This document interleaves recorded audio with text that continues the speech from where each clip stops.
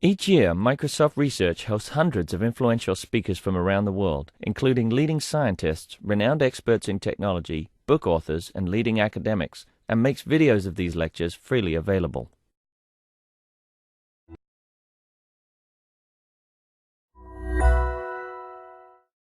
So it's my pleasure to introduce Yagil to the packed audience here. Yagil and I worked together in Live Labs in 2007, and we did a bunch of work with paid search. And so Yagil's going to talk about pricing display ads now. He's in our research lab in Israel.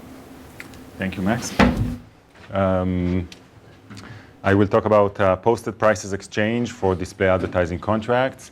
This is joint work with Moshe Tennenholtz from MSR Israel. Display ads are those banner ads that are shown on web pages and more on apps. What they let us do is effective segmentation of the target audience according to criteria that are some subset of large number of available criteria, which can be demographic, they can relate to the browsing history of the user, and they can relate to the current content that the user is accessing. I will start with some preliminaries about the current display advertising market with motivation and some basic notation, and afterwards I will get to the actual description of the market that we propose, equilibrium, and how we calculate demand and supply. The atomic good in the display ads market is called an impression, which is one view of one user of one ad. Impressions are sold in roughly two ways today, either through a spot market, which takes place while the user is browsing, or through contracts for future impressions. A contract specifies a quantity of impressions of specific segments and a specific time frame in the future in which those contracts should be delivered. Those impressions should be delivered. And the market today of contracts is very dispersed, very decentralized. Contracts are sold by bilateral negotiation between sales force of the publisher, in our case, our salespeople, and the advertisers. The problem with this is that beside efficiency in terms of economic efficiency, that is of course does not exist in this market at all, it will also not scale to a large number of publishers. So today we are selling our own inventory and the inventory of some large publishers that are for which we are providing these sales as a service, like Wall Street Journal. But it will not let us take a bite of the larger market where lots of little publishers of apps or web pages are selling their own inventory. Looking at the literature, we see I know of two kinds of works. One is talking about the pricing of contracts under the framework of the current decentralized market. These are works that came from Yahoo and Google. And there is also work that came from Yahoo, which we can say today that came from MSR, in which a publisher is selling fixed inventory via an auction. Our goal is to introduce a market that is at the same time continuous, so trades can occur at any time, not as an auction event that to which advertisers and publishers have to wait, but something that exists all the time. But on the other hand, it also brings the economic efficiency into this picture, so we can achieve some global optimality of allocation. And it is also two-sided, so many advertisers, many publishers can participate easily. And the approach we chose for that is that of posted prices, which are based on supply and demand, so prices that will equate supply and demand on each impression type. Beside the advantages that I just mentioned, it will also let us elicit the demand in response to prices, rather than asking advertisers to report their willingness to pay for various types of impressions. We give them prices, and they tell us what they want to buy in these prices. And this lets us do effective utility elicitation, even if the utility structure that we assume is pretty expressive. And the second thing it lets us do is to assume, it lets us be sloppy on the incentive side by assuming that, that the players, the advertisers, and the publishers are price takers, which means that they are not aware, or they just cannot affect the price by their behavior because there are just too many players. So one player cannot, will not have any incentive to change his behavior, not to behave optimally, because it will not change the price anyway. So they will just optimize their behavior with respect to current prices.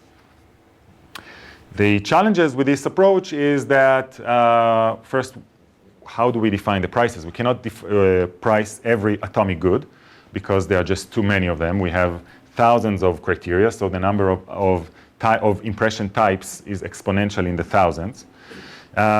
We also don't want to take some subset of the atomic goods and price them, because then it will be too specific. The chances that we'll get trades on those exact goods are slim.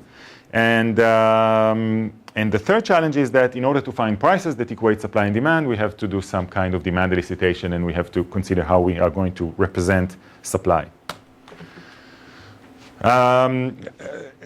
Technically, our approach would be to price, we will solve this price structure problem by pricing sets of impressions, sets that the demand does not distinguish between various items in this set. And this will, actually the set of prices that we'll have is small enough to be polynomial in the input that the system gets, in the demand that the system gets, but will still be expressive enough so that the demand cannot distinguish between elements of the same price, of the same set. The technical problem with this would be that those sets of impressions that have the same price overlap. And then we'll have to think about what to do with impressions that can fit into two sets. I hope this will become clearer later. And then we will obtain demand quantities with respect to current prices. So if we have some initial set of prices, we elicit demand based on these current prices. From that, we will be able to extrapolate the demand or the utility functions as functions of any price. So we will be able to assess the demand that is going to be in any other price. And this will let us calculate demand and supply for any price. And with this, we can calculate equilibrium prices. Okay, so a little bit of notation. We have a set of attributes, which are those segmentation criteria. For example, gender, income, sports, location. The space of impressions is the Cartesian product of the domain of these attributes. The size of this domain, like I said, is the size of A is exponential in the thousands. So what we do when we have a size that is too large to deal with, we define an even larger space. And this is going to be this space F, which includes not only all the fully specified impressions, but also partially specified, all the partially specified impressions. So, for example, high-income male would be a statement in F, because it is a partial assignment to the attributes. Actually, F is not that larger than A. It's just we can think about it as adding the null value to the domain of each attribute, and then taking the Cartesian domain on those new attribute domain, the Cartesian product on those new attribute domains. But what this means is that every statement in F refers to a set of atomic impression types. For example, a high-income male will refer to all the impression types for which the income is high and the gender is male. And it also gives rise to a satisfaction relation where we say that f prime satisfies f double prime if all the impressions in the set f prime are also in the set f double prime. And here's an easy example. If f prime is high income male, then it satisfies the statement high income, because any high income male is also just high income person. Explain more about the space of partial statements. It's the same domain of R equals to. Yeah, maybe this should have been domain prime. So I define a new domain which includes, for each attribute I define a new domain which includes the original domain of the attribute plus the null value. And now I take the Cartesian product of this new domain, and this is it. So so F includes all the full specification of all the impressions that are fully specified, but also impressions that are partially specified. Like high income male, I'm only specifying the value of this attribute and of this attribute. So this refers to any full specification for which G is male and I is high. Okay.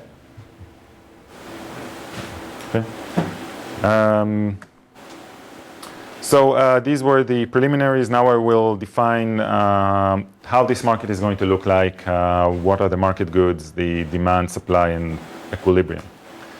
So we have some n advertisers, A1 through AN, and we assume that each advertiser, AJ, cares about some set of demand statements, those statements in F. So one advertiser wants to advertise to high-income females and to male cyclists. And the second advertiser wants to advertise to high-income females and to cyclists and to males. And the third advertiser wants to advertise to female cyclists. Then we will just take all of those statements and define them as the set of market goods. So the set of market goods here would be high-income females, male cyclists, males, and female cyclists. And this is, of course, linear in the size of the input that the system gets from advertisers, which are those demand statements. And we will just price those goods. So the market will assign a price, vector of prices pi that assigns a price to each good in D. Now, these are somewhat non-standard market goods. Like I mentioned, each market good is actually a set of atomic goods. Cyclists refers to all the impressions in which sports equals cyclist. And males refers to all the impressions in which gender equals male. And the problem is that we might have male cyclists, and to which one of those goods a demand or supply of male cyclists will refer. So this is something we'll have to answer. For now, I will just say that the semantics of this good is that if we are purchasing male cyclist, then we're getting a guarantee to get an impression of a male cyclist. If I'm just purchasing an impression in which sports is cyclist, then I don't know anything about the gender, for example. So it might be a male or a female, or so it's not guaranteed to be random male or female. It's just what it is. So it just provides me the guarantee on those attributes that are mentioned in the statement that I'm purchasing. We'll see more examples, so it might be more clear. What does it mean in terms of demand? So we have this set of market goods, which we call F1 through F omega. This is D.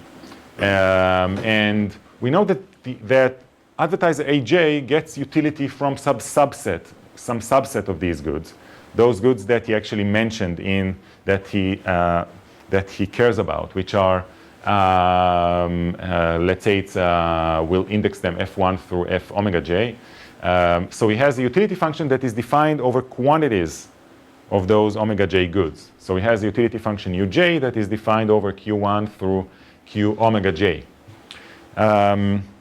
So some of the market goods are not mentioned in the utility function of this advertiser aj, which normally this is okay because we can just assume that if a market good is not referred to by a consumer's utility function, then it's just getting zero value from that good. But this is not the case here, because maybe advertiser AJ wants to purchase cyclists, for example. So his utility function refers to cyclists. But then there are other market goods which are cyclists for Michigan or high-income cyclists, and they are also cyclists. So they are part of this market good that is called cyclists. So it's not, and we assume that advertiser AJ will get the same utility from getting a cyclist for which Michigan is also specified or high income is also specified, merely because they are also cyclists. So it's not true that he's getting zero value from those market goods that are not mentioned by the utility function. But what we will do, we'll just refer to the economic definition of demand, and we'll just leave it at that for now. And we'll show later how this can be easily overcome. So the demand at prices pi prime, given some budget constraint that each advertiser has, so AJ has budget constraint WJ, it's just a vector of quantities of the market goods. So we'll just stick to the economic definition of demand. It's a vector over the market goods, which maximizes the utility of that advertiser, the utility that is defined over the subset of goods under prices pi prime and budget constraint WJ.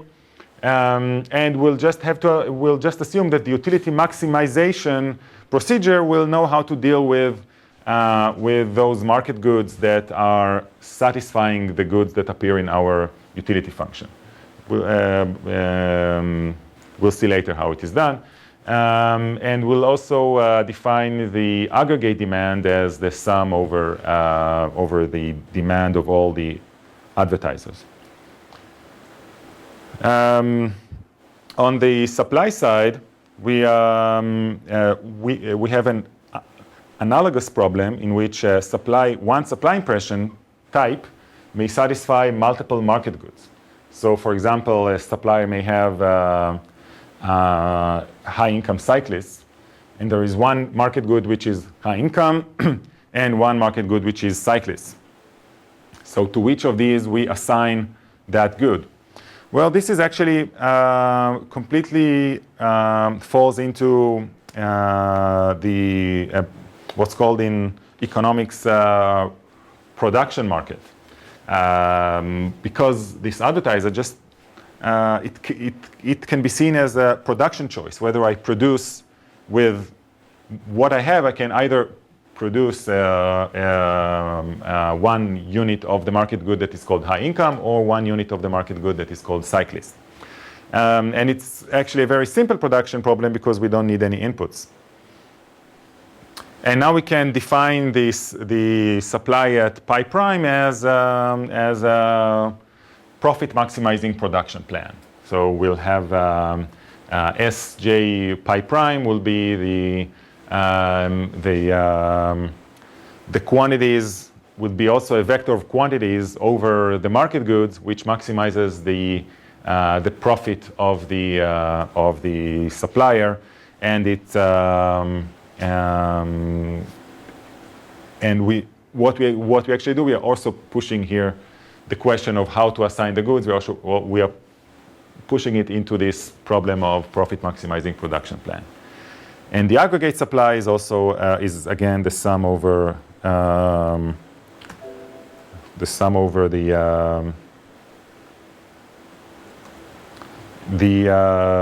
supply of all the publishers. So now we can define market equilibrium, which is just a vector of prices that equates supply and demand. And what we can also do is easily show that an equilibrium exists in this market, because we can take the market model that we just defined and pretty easily reduce it to what's called an Arrow-Debreu production economy, which is a model where we have consumers, we have producers, and there are also there are a few things that we do not need from this more general model, but we can easily make the reduction. So an equilibrium is guaranteed to exist under some mild assumptions, like convexity and continuity of the advertiser's utility, and we are going to have that. And in addition, there are previous literature that showed that the equilibrium prices can be computed in polynomial time under some additional assumptions, mainly on the utility function, and we are going to make those assumptions too later. But we'll also have to show, in order for this result to hold, that we can calculate we can actually find out what is the demand and what is the supply in polynomial time for any given vector of prices. So this will be the key here to be able to calculate, to find equilibrium in polynomial time. So this would be the next section where we'll describe those demand and supply oracles. So in order to be able to describe how we calculate demand, we need to first come up with some model for the utility function of advertisers, how this utility function looks like. So we have this set of market goods D, and we know that advertiser AJ cares about some subset of these goods, which is called DJ, and these are F1 through F omega J. So we have a utility function that is defined over quantities Q1 through Q omega J, and there is some budget WJ to this advertiser. Now the first assumption that we are going to make is what calls in economics constant elasticity of substitution. In the next slide I will describe what this assumption means. In the meantime, I will just give the mathematical interpretation of that, which is this: under this assumption, the utility function must look like that, which is a summation over weighted quantities, where each quantity is also taken to the power of rho, which is a constant that is related to this elasticity of substitution. And those weights sum up to 1. Now what elasticity of substitution means is elasticity of substitution is denoted by sigma, which is actually 1 over 1 minus rho. So this is how these two parameters relate to each other. It refers to how flexible the budget allocation of or how flexible the advertiser is in his allocation of budget between impression types. So on one extreme, if sigma equals 1, meaning that the elasticity very small is the smallest, and this happens when rho is taken to 0 at the limit, what we get is the Cobb-Douglas utility function. And under Cobb-Douglas, the budget is firmly allocated between the goods, which are impression types in this case. So if we have some budget of $100,000 and we decided to spend, and given one set of prices, we are spending $20,000 on cyclists from Michigan and $80,000 on high-income females, then even if prices will change of any of these goods, it will not change this budget allocation. So if the price of cyclists from Michigan will go up, we'll just purchase less of these, and we will not transfer. It will not cause us to transfer budget between those impression types. And this is actually completely not how advertisers behave. They substitute all the time between different impression types when according to the prices. So this is very limiting. And on the other extreme, if the elasticity is infinite, so sigma equals infinite, and this happens when rho equals 1, what we get is the linear utility function. And you can see if we replace rho here by 1, we get a linear function. And with the linear utility function, there is no notion of allocating budget to goods. So it is, we'll just get, we'll have some utility from each impression type, and we will just get the combination of, or the collection of goods that maximizes our linear utility function. So if a price of one good becomes really, really low, then we'll just purchase lots of this impression, and we might not purchase other impression types at all. So we might allocate all the budget to that cheap impression type. And this is also not how advertisers work. They do care about some some balance between the types of audience that they are exposed to. So what our structure means is that we cover all the spectrum between those two extremes. So we can take sigma anywhere between 1 and infinite, or rho anywhere between 0 and 1. So the elasticity of substitution can be anywhere, can be anything, as long as it is constant. So we only assume that this elasticity is the same for any pair of goods, but we do not assume a particular value.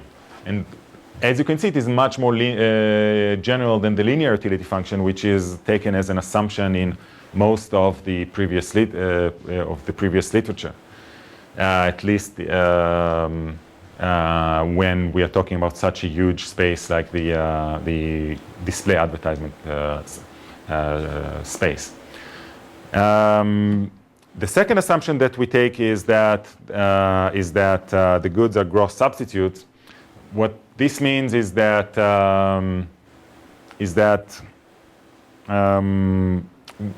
we do not allow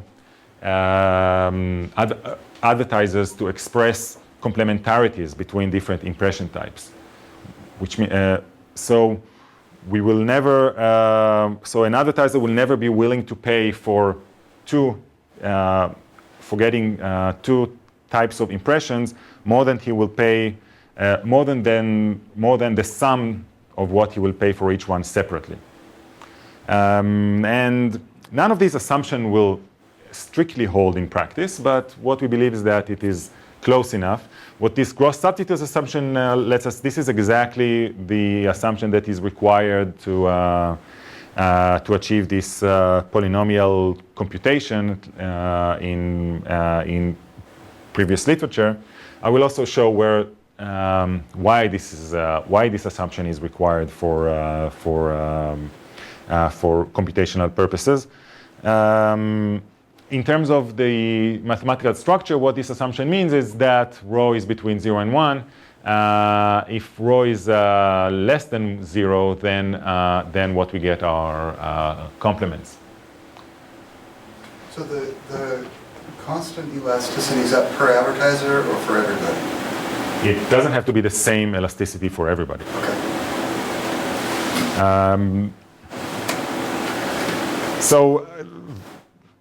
So next is the actual elicitation of demand, how we figure out what is the demand of an advertiser. And let's first assume that we know the elasticity of a given advertiser, rho. And we assume that the input that we get is a demand vector at some price vector. So we have prices pi prime out there, and an advertiser is coming and purchasing Q1 through Q omega, some quantity of each market good. And so now we use what's called first order condition, meaning we take the derivative of the utility and equate it to 0. So this must hold at utility maximizing demand, and this equation can be pretty easily obtained. It's called the tangency condition of the constant elasticity utility. It tells us about this ratio between prices and the weighted goods. And we are getting, we have omega minus 1 equations like that. So when I equals 1 and k equals 2 and I equals 2, k equals 3 and so on. And we also have, we also know that the betas sum up to 1. So what we have are omega linear equations with omega unknowns. So we can solve it and get the betas. Remember that what the knowns here are the pi's and the q's, because we are getting the demanded price at price pi prime. Actually, we don't even have to solve the system of linear equations. We can just start with any beta and instantiate the rest of the betas and then normalize it so those betas sum up to 1. And we also assume that we have the budget now because we assume that the advertisers are exhausting their budget by stating their demand vector. So the budget is just the sum of the expenditure of the advertiser in these prices. Now, initially, we do not know the elasticity rho. So in order to be able to calculate it, we need 2 demand vectors at 2 different prices. And then what we can do is some binary search over the values of rho between 0 and 1. For each one, we can find the betas fast, and we'll actually have too many equations when we come to solve to find this vector of betas, and most likely we'll not get an exact solution, but we'll just find the best set of betas and find the rho that gives us the smallest error over the betas. So, and how do we get 2 demand vectors at 2 different price points? This is going to be a market which is dynamic, which is prices are out there, prices change, and even though, so when an advertiser comes and gives us the first demand vector, we will not have a very good assessment of the utility function because we'll have to guess some elasticity, maybe based on other advertisers' elasticity. But then once price change and we get another demand vector, we can get a much better assessment. Yeah.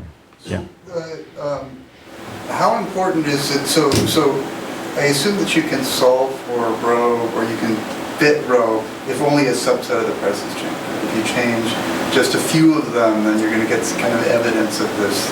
Yeah, because actually all we need is one more equation. Yeah. So even if one price changes, I think this should be enough.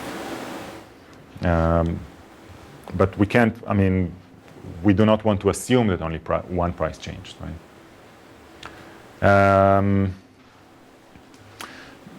So the demand oracle now, first we'll show that it's actually not a problem that we have those overlaps that I showed in the beginning. So we have several market goods that may satisfy a single demand statement.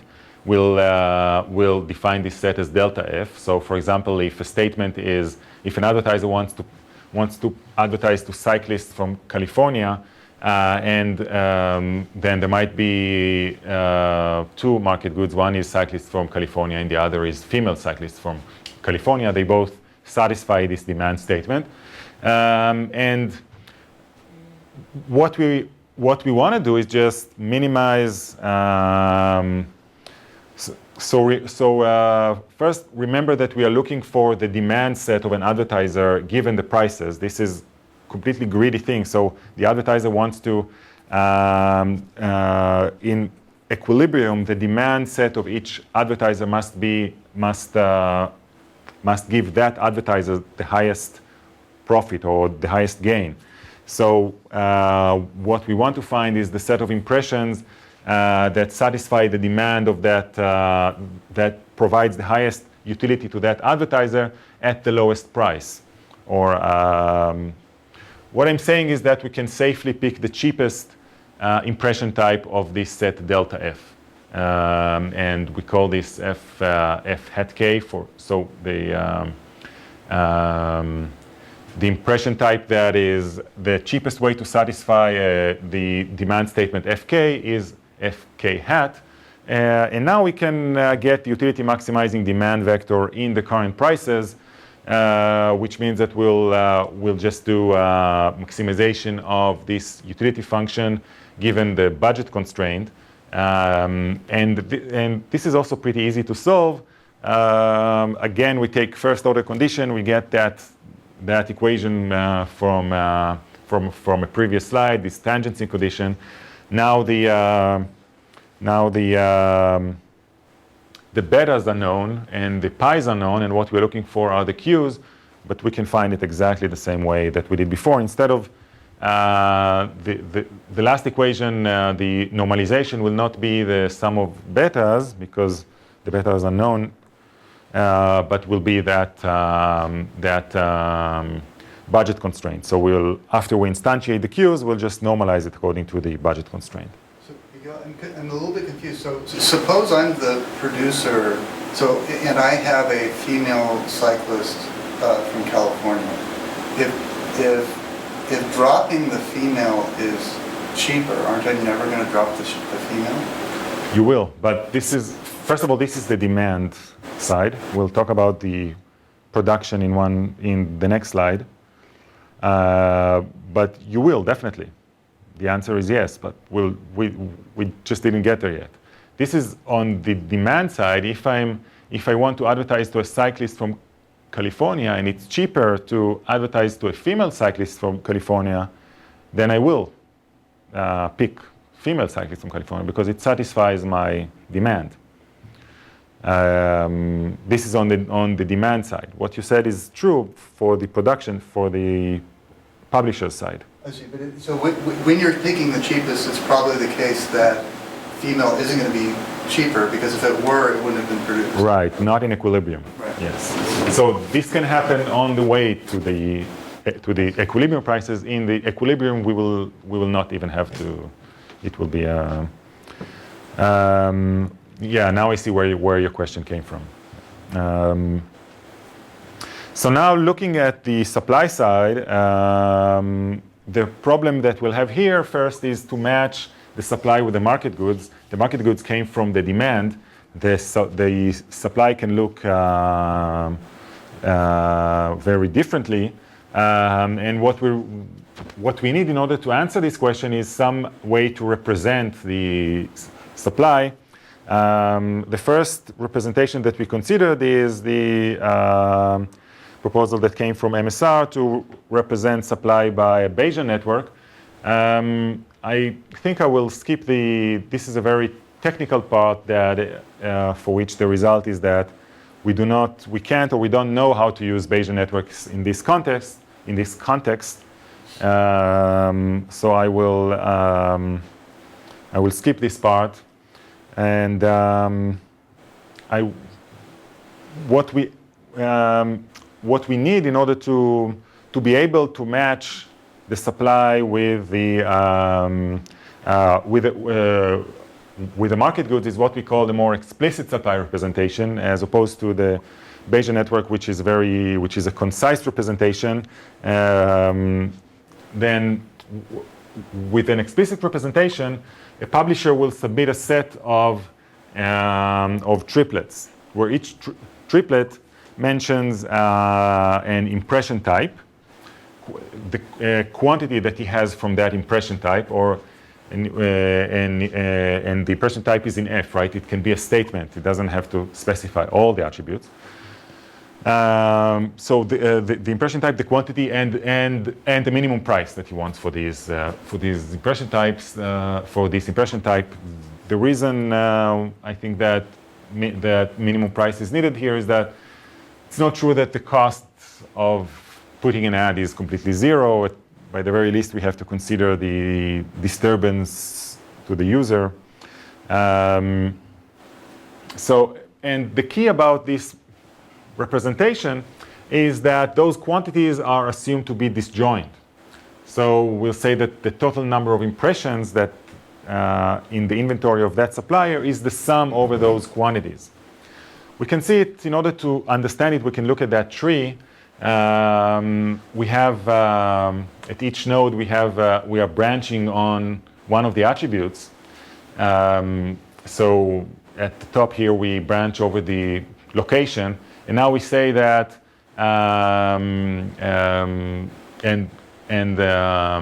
for those impression types that are from Michigan, we branch over the income.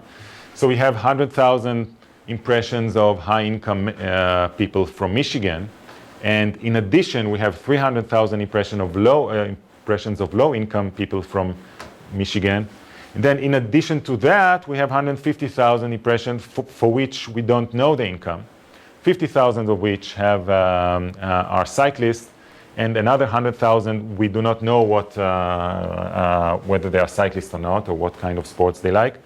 So so here we have those 150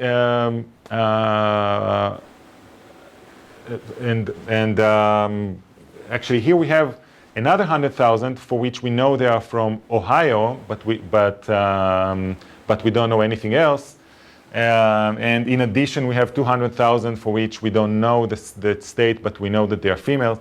So you get the point. It's each leaf here has a quantity which is disjoined from the rest of the quantities. So we can just sum up over all the quantities that we have, and this is the total number of impressions. Now, the key whether this is a valid supply representation or not is whether suppliers can come up with such a representation, and we believe they can, even though I forgot to mention that this is work in progress and some things are not completely nailed down yet. But we believe that this is that this representation can be learned from data. This actually looks like a decision tree, and it can be learned like a decision tree where the class that this decision tree is classifying on is the price, because the supply actually doesn't need to distinguish between different goods if they have the same or roughly the same price. So we can assume that we are going through the logs of the type of impressions that the advertiser have seen in the past, and we can obtain a price for each such type of impression just by querying our own price structure. Or if we don't have it yet, we can look at bids in the spot market. So we have a price for each type of impression, and we learn this decision tree. And I was told that this is because the class is continuous, it is the price, then what we're getting is actually a regression tree. So we learn this tree from these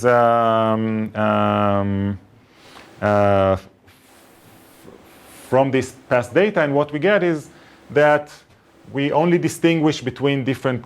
We only expand the tree as long as it can provide the supplier more revenue to do so. He will not expand it more if he doesn't if it doesn't have the potential to give more income. If at some point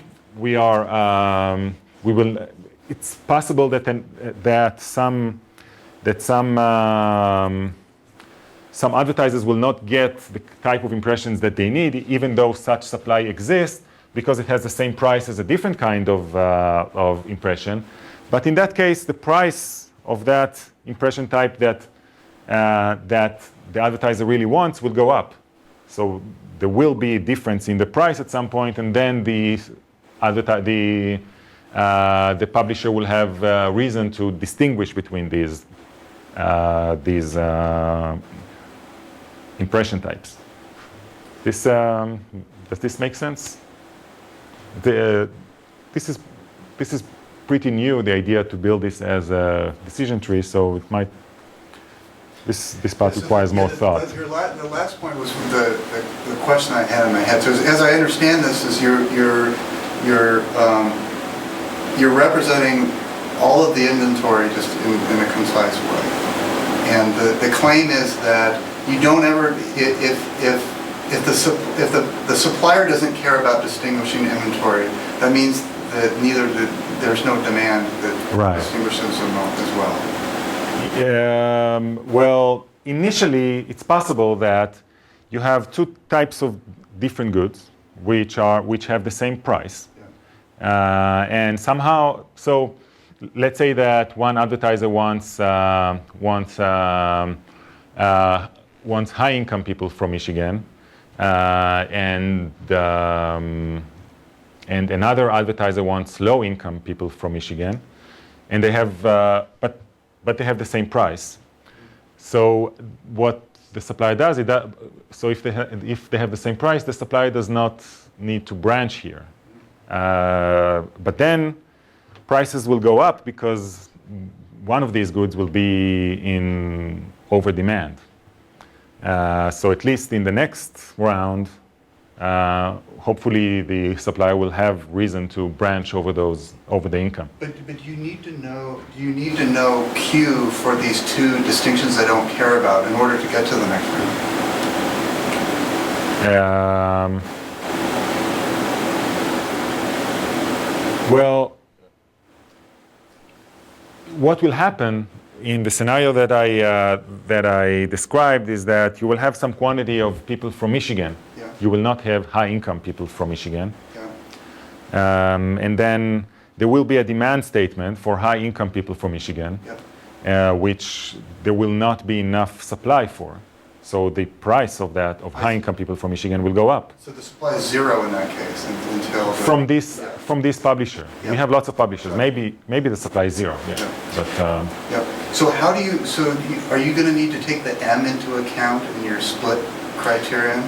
I don't think so. No. This is M will be used in the next slide. But the fact that I have different minimum price for these two impressions types, I don't think it really matters, because I will in any case I will only sell an impression if its price is at least M. But maybe it makes sense. It will make sense to branch. So I will supply those impressions that are. But it's not M. If it's considered cost, then maybe, yeah, because I will want to supply the impressions that are cheaper for me. But at least in our current semantics, we don't assume that M is cost. We do not in the optimization here, the profit maximization, we just take maximum price. We do not take price minus M. If we do, which might make sense, then yes, then we should maybe branch instead of the price. We should branch over price minus cost. So for each, so the supply oracle, when we have this explicit representation, would be pretty simple. Again, we find a set of matching market good for each supply good. So this is delta F here. This is reverse to what we did in the demand. Here we are looking for all the market goods that are satisfied by our supply goods. So if we have a female cyclist from California, then we might have this satisfies market good like a cyclist from California or someone from California and so on. And of these, we pick the one with the highest price. Here we have, the reason this is so simple is that our utility function is linear here. We just look for we'll just assign the quantities of our good, of our inventory in a way that will maximize the sum of the prices that we get. And we assign a good to a market good, or we assign an inventory impression to a market good if the current price of that market good, this cheapest price that we got here, is at least our minimum price. Now, what's left is finding the equilibrium, and I already mentioned that there is a result, that there is an algorithm for finding the equilibrium in polynomial time. And we have the supply oracle and the polynomial supply and demand oracles, and we have the gross substitute assumption, so we are fine there. But the problem is that that algorithm is relying on the ellipsoid algorithm that is known not to perform well in practice. So we're also proposing this simple Tatonement-like procedure to find equilibrium. It's not strictly polynomial, it's pseudo-polynomial, but it might be the case, and of course it has to be tested against the ellipsoid algorithm. It's possible that this one will actually perform better. We start with 0 prices, then we iterate, we query over in each iteration we query what is what are the demand and what is the supply in the current prices, and once we hit a good for which the demand exceeds supply, then we increase the price of that good by an epsilon. The reason that this will work is that, first of all, when we increase a price, it will never reduce the demand of another good. And this is actually the formal definition of gross substitute. So we're fine there because we assume gross substitute. This is exactly the definition. It roughly means no complements, but not exactly. This is a definition that is exactly came to help computer scientists when they try to find an algorithm for calculating equilibrium. And this exactly matches. This definition exactly matches this range of elasticity between of rho between 0 and 1. And the second observation is that when we increase the price of one good, it will never increase the supply of another good, because if a price increase will cause any change in supply, it will be for more supply of that good, of the good whose price increased. It will never cause any publisher to move his supply to increase his supply for a different good. So these two together means that prices never have to be decreased. So because we are only increasing prices, it will never be the case that we get that the supply somehow that it will never be the case that the demand will suddenly that the demand was higher than the supply, and suddenly it is the other way around, and we need to decrease prices. So it's possible to show that this will converge to an equilibrium. So I have one more slide, which is very not technical, and this is the part of the work that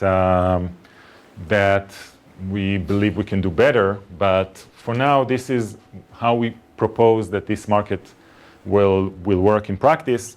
We divide the time into steps, into periods, and the contracts are sold throughout the period for the next period at this period's prices. And then prices can be recalculated at the end of every period according to the supply and demand of this past period.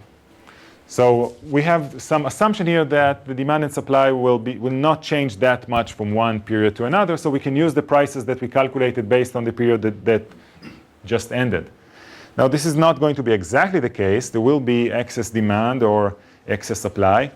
The way to handle excess demand is we'll have to, we'll probably, when we calculate equilibrium prices, we will ignore some fraction of the supply. So it's like we'll set aside some of the supply, and we will compensate advertisers for unsatisfied demand. So if they purchase something in the current prices and we actually don't have supply for that, they will get some kind of compensation. And if we have excess supply, then we can still sell it in the spot market. But like I said, this is probably too simplistic. It is probably the case that we want more flexible periods, not fixed periods. But this is what we have for now. To summarize, what we are trying to obtain is a market in which we have posted prices for impression types. So This will give us both continuity and efficiency. It will accommodate two-sided markets where any advertiser, any publisher can join at any time. It's completely transparent. Everybody knows what are the prices. There are no, it's not, we do not need the effort in which is done today to close a contract for each advertiser separately. We propose a compact price structure that is based on the actual demand. We show that in this market there exists an equilibrium and it can be computed in polynomial time. We allow a rather expressive demand in comparison to previous literature. We can elicit this demand just by observing the behavior of advertisers. We do not need to explicitly ask advertisers for, or go through some kind of demand elicitation process with advertisers. We still have some open points with respect to the inventory, to the representation of inventory, especially whether we can or cannot use Bayesian networks. And some acknowledgements, I'll be happy to take if there are additional questions. I have another question about the supply tree. Yeah. So suppose that the goods are all atomic, right? So I have somebody wants cyclists, someone wants Michigan, someone wants income, right? So so it's not how I use the word atomic. Oh. You mean they're all singular. Yes. I have like one-dimensional demand. Okay. But I have demand for all of the 1,000 things, and they all have separate prices. Does different prices. Oh, they all have different prices. Yes. Does the tree blow up?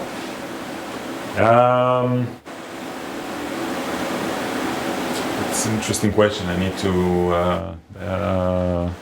need to think about it. So you will have, let's say, you first branch over state, and you have you have some states that people mention, and then you have the unknown, and then actually I don't think so, because so you will first branch on state. Yeah. But then any of the other the only branch that you will need to keep expanding is the unknown, because for once you know that someone is from Michigan, you don't need to know anything else. This is only sold to this advertiser that wants to purchase impressions from Michigan. Now, advertiser that cares about gender, that would fall into the branch under the unknown state.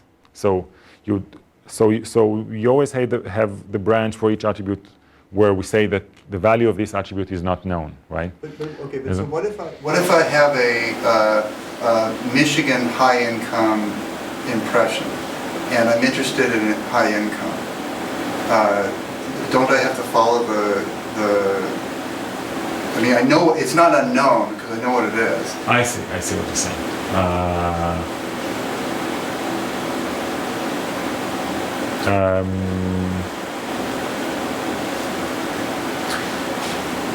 You know what it is, but it also satisfies the other branch, the branch of unknown.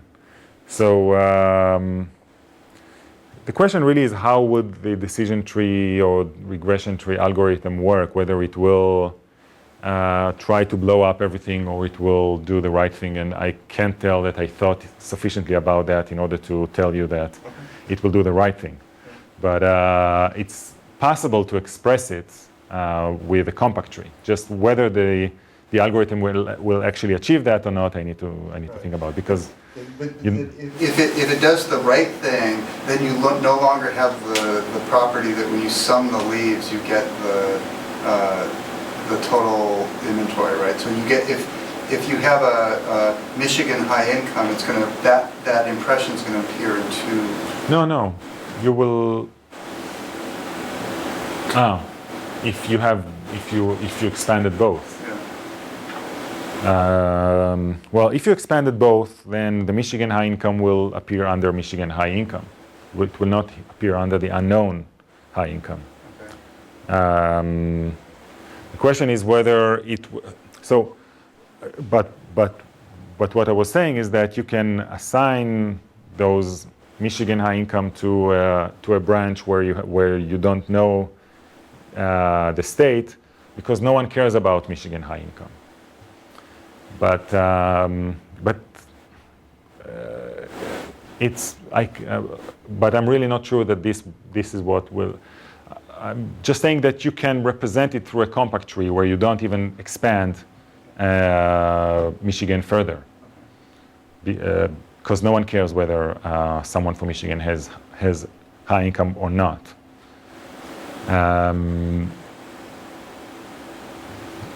So it doesn't have to appear in the tree, but it's a good point. I'll have to see whether the algorithm will do the right thing or not. Okay. All right. Okay. Thank you. Thanks for coming.